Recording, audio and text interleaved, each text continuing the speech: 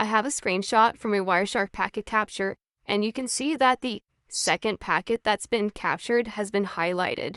And then in the packet details window, the network layer information has been expanded to show us all of the things happening at the network layer. So let's see what's happening in this particular packet that we're examining. We can see that, first of all, the network layer protocol or internet layer protocol that we were dealing with was Internet Protocol version 4, IPv4. We can also see that the source IP address was 192.168.1.109. You can see it also highlighted up here in the packet list window area, and that the destination IP address was 192.168.1.1, and we can also see that up here.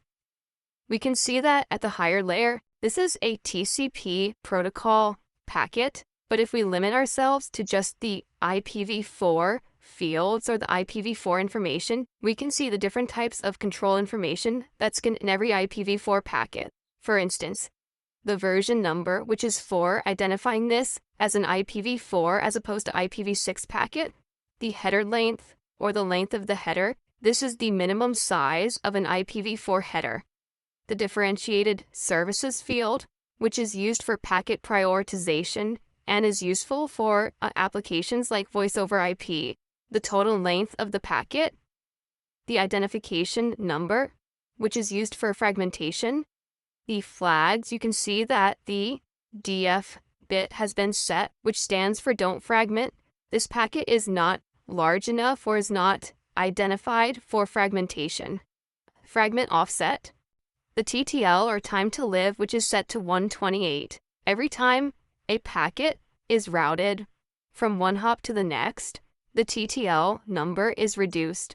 When the TTL number reaches 0, the packet is dropped, ensuring that packets don't circulate on the internet forever on an endless loop. The TTL value is also used in ICMP trace routes and pings. The protocol field lets us know the type of information to expect in the data portion of the packet. A 6 identifies the data portion of this packet as being a TCP packet. The header checksum field, which allows routers to check to see if there are any errors or inconsistency in the IP header. If there is, the packet will be dropped. And then lastly, the source and destination IP addresses, which are the most important part of the IPv4 packet. Let's take a look at 2 more screenshots. Wireshark packet captures, and we'll see some similarities and differences. The next screenshot shows us that now we're looking at the 8th packet captured. The packet's source IP address is also 192.168.1.109, and the destination IP address is 192.168.1.1. Except this packet is an HTTP GET request. So this is a request to a web server located at 192.168.1.1. You can see that the network layer or internet layer information has been expanded, that it's also the IP version 4 protocol, and that we have similar information in the different fields. Notice under the total length field that this packet is 411 bytes compared to the previous packet, which was only 52 bytes.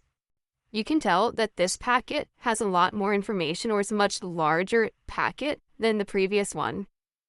If we look below the Internet Protocol version 4 information, we can see the TCP information, and then below that there's Hypertext Transfer Protocol or HTTP protocol information in this packet as well.